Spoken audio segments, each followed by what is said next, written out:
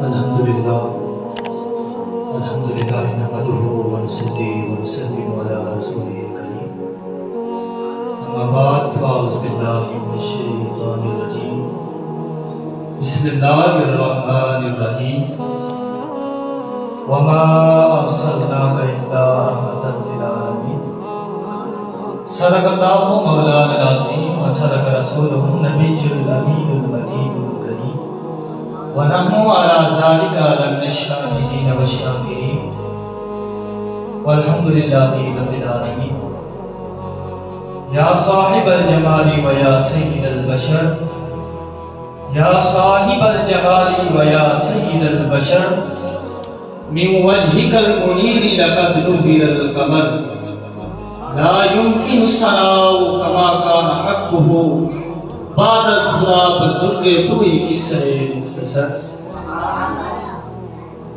ان اللہ و ملائکتہ یصلون علی النبی یا ایھا الذین آمنوا صلوا علیہ وسلموا تسلیما۔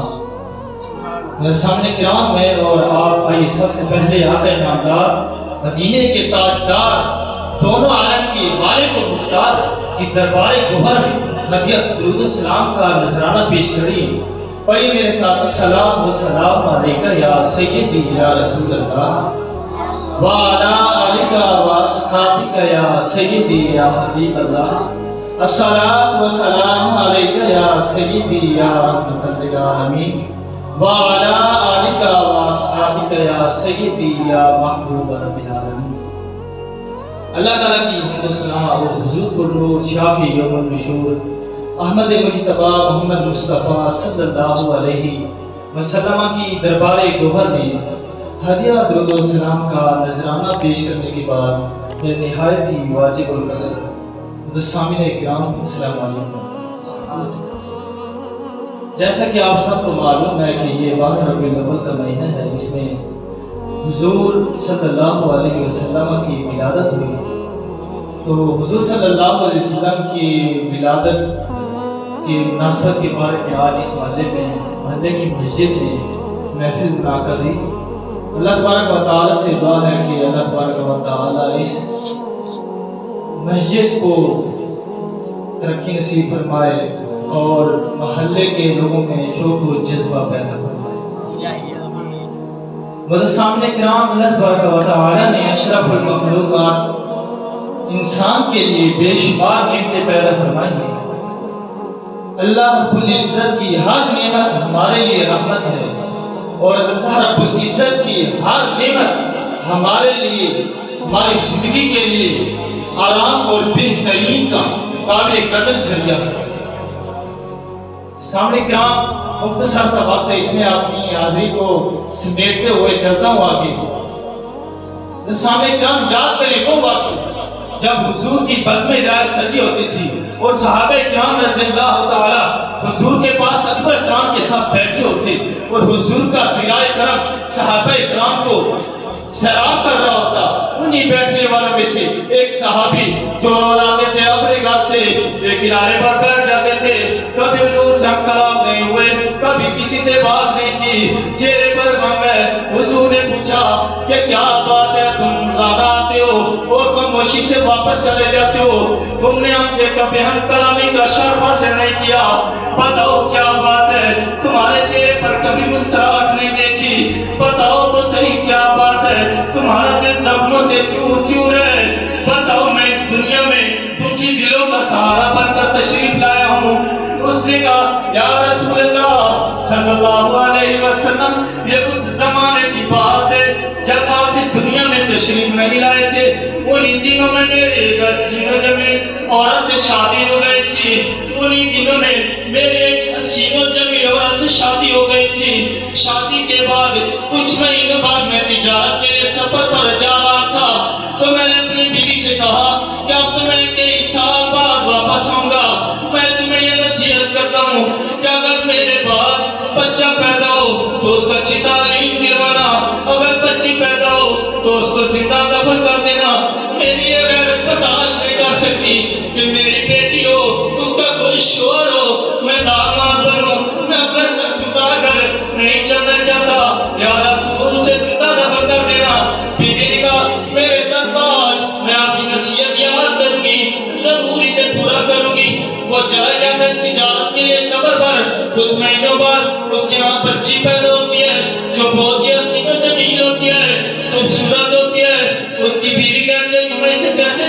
دفن کر سکتی ہوں؟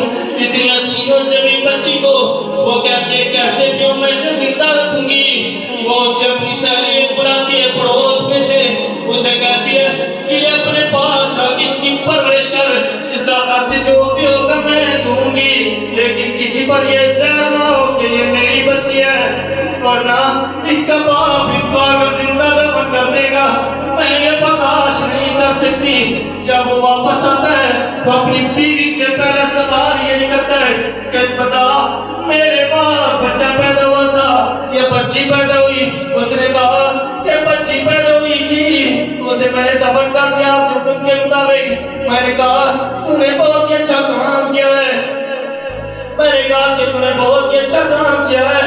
کہتے یا رسول اللہ صلی اللہ علیہ وسلم میں رات بھر کھانا کھا کر سو گیا، صبح دیکھتا ہوں کہ اس سے ایک بچی کھیل رہی ہے، میں دیکھتا ہوں کہ وہ حسین و جمیل ہے، خوبصورت ہے۔ میں نے بیوی سے پوچھا کہ یہ بتا کس کی بچی ہے؟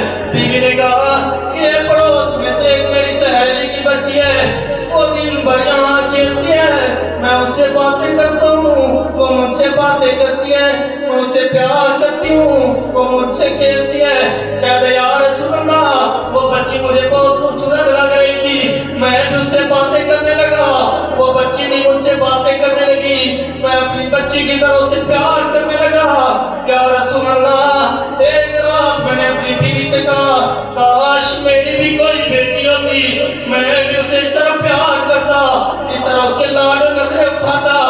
وہ بیوی جب دیکھا کہ اس بچی کی محبت میرے سینے میں بس گئی ہے، وہ عرض کرتی ہے اے میرے سردار یہ بچی کسی اور کی نہیں ہے، یہ بچی تیری ہے جس کو میں نے جنم دیا تھا، میں نے تیرے خوف کی وجہ سے اسے اپنی سہیلی کے سپرد کر دیا تھا تاکہ اسے زندہ دفن نہ کر دے۔ میرے سامنے کرام اتنا سن نہیں تھا کہ اس کے اندر نفس کا شیطان بیدار ہو گیا، اس کے اندر کا شیطان کہنے لگا کہ یہ بڑی ہوگی پھر اس کی شادی کرے گا تو، پھر تیرا داماد بنے گا، پھر تو سر اٹھا کر چلنے کے قابل نہیں رہے گا، لہذا اس کو ابھی دفن کر دے، ابھی بھی وقت ہے، ابھی وقت گیا نہیں، لہذا اسے دفن کر دے۔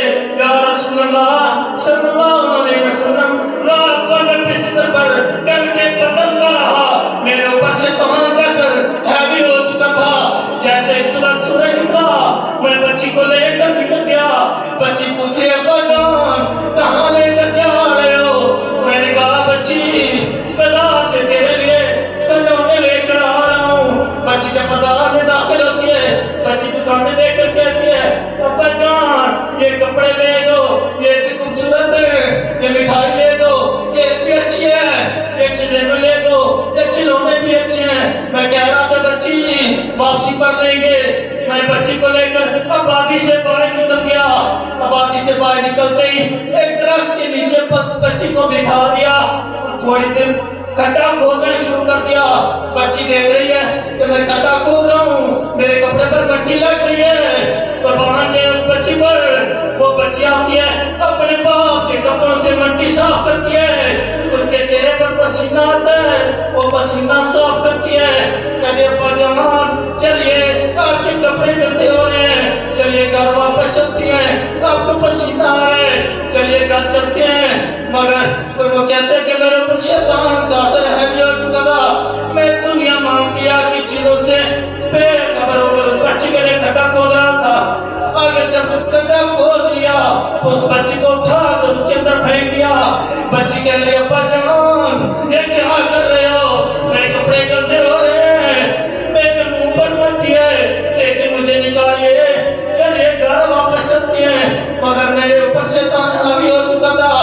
جب بچی کو یقین ہو گیا جب میری بہت پکی ہے تو بچی بے ساختہ پکار کی اے پروردگار عالم کب تو بھیجے گا رحمت للعالمین کو، اے رب العالمین کب تو بھیجے گا رحمت للعالمین کو، جو ہماری عزت و وقار میں چار چاند لگا دے، اے وہ جان مسیح کب بھیجے گا جو ہمیں جینے کا حق ادا کر دے۔ بس اتنا سننا ہی تھا کہ صحابہ اکرام اور حضور کی مبارک آنکھوں سے سلام کی تماس جاری ہے۔ تو اس وقت حضور نے तारीख ने इरशाद फरमाया कि जिसकी एक बेटी होगी वो उसकी शादी कर दे, अच्छी तालीम और तरबियत देकर, तो उसके लिए भी जन्नत है। तो एक साहबी ने अर्ज़ की, या रसूल अल्लाह सल्लल्लाहु अलैहि वसल्लम, जिसकी दो बेटियां, तो हुज़ूर ने फरमाया तो उसको भी अच्छी तालीम और तरबियत देकर उसकी शादी कर दे, तो उसके लिए भी जन्नत है। फिर एक साहबी ने अर्ज़ की, या रसूल अल्लाह, जिसकी तीन बेटियां, तो फरमाया उसके लिए भी जन्नत है। तो मेरे हुज़ूर ने फरमाया कि जिसकी जितनी भी बेटियां हों उनको अच्छी तालीम और तरबियत देकर उनकी शादी कर दे, तो उनके लिए जन्नत है। सुभान अल्लाह। नारे तकबीर, नारे रिसालत, नारे तहकीम, ताजदार खत्म नबुव्वत, जश्न ईद मिलादुन नबी। सामने किराम गौर फरमाइए, वो बच्चियां जिनको जिल्लत और रुसवाई का सबब समझा जाता था, तो हुजूर ने उन्हीं बच्चियों के सबब उनके वालिदैन को जन्नत का हक दिया। जिन बच्चियों को हुजूर की आमद से पहले जिल्लत और रुसवाई का सबब समझा जाता था, तो हुजूर की आमद के सदके उनके वालिदैन को जन्नत का हकदार बना और उन बच्चियों को जीने का हक अता। फिर जब हुजूर मदीना की तरफ हिजरत करके जा रहे हैं, मक्का की तरफ, मक्का से मदीना की तरफ जा रहे हैं हिजरत करके, उस वक्त बच्चियां एक दूसरे को कह रही हैं, ऐ बच्चियों गलियों में निकलो और पढ़ो तराल बद्रो अलैना मिन शनायत बदाई वजब शुक्र अलैना मा दआ लिल्लाहि। उस वक्त बच्चों ने भी कहा हुजूर हमारे लिए रहमत है, बूढ़ों ने कहा हुजूर हमारे लिए रहमत है, जवानों ने कहा हुजूर हमारे लिए रहमत है, उस औरतों ने कहा हुजूर हमारे लिए रहमत है, तो बच्चियों ने कहा हुजूर हमारे लिए रहमत है, तो जवानों ने कहा हुजूर हमारे लिए रहमत है। तो कुरान ने कहा वमा अर्सलनाका इल्ला रहमतन लिल आलमीन, हुजूर तमाम जहानों के लिए रहमत। सुभान अल्लाह। नारे तकबीर, नारे रिसालत, जश्न ईद मिलादुन नबी। कुरान ने क्या फरमाया, वमा अर्सलनाका इल्ला रहमतन लिल आलमीन, हुजूर तमाम जहानों के लिए रहमत है।